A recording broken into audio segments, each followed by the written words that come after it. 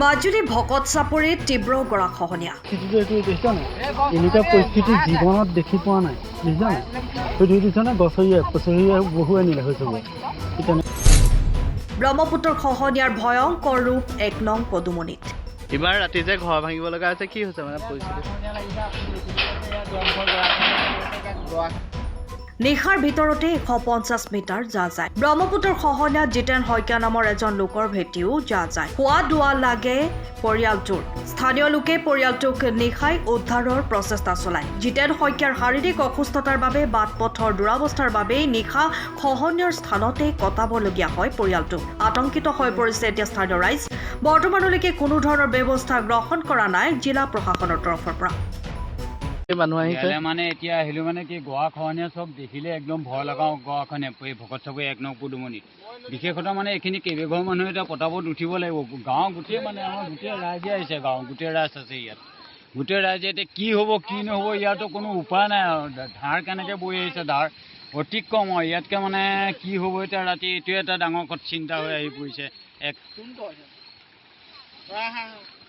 আপুনি কিবা চৰকাৰ বিষয়ে চৰকাৰ মানে এইটো আমি আগতে কেইবাবাৰো মিডিয়াক দিয়া আছিলে। ইতিমধ্যে মিডিয়াই ইয়াত বহুত চিঞৰ বাখৰ কৰিছে যদি ইয়াত কোনো চৰকাৰে গুৰুত্ব দিয়া নাই, মানে কোনো ইয়াত বিষয়ববীয়াই ইয়াত দায়িত্বই লোৱা নাই মানে এই জেগাটো কি হ'ব কি নহ'ব।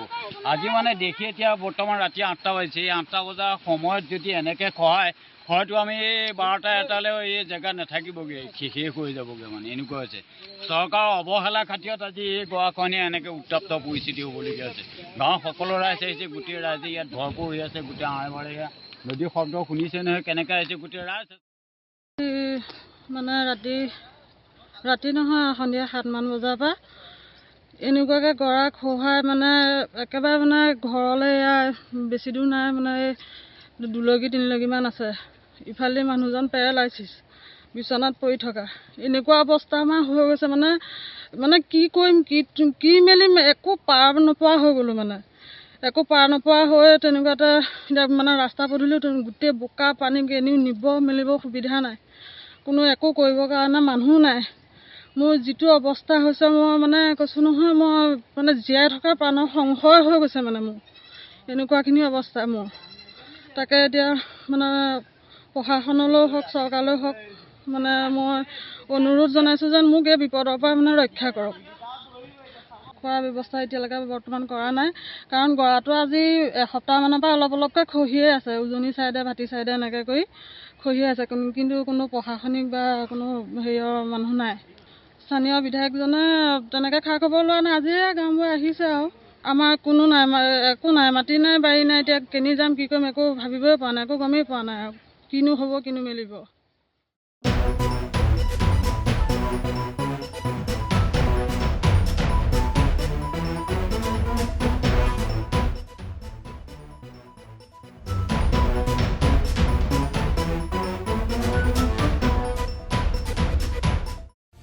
সময়ৰ খবৰ সময়ত পাবলৈ ফ'ল' কৰক টাইম অফ আছাম।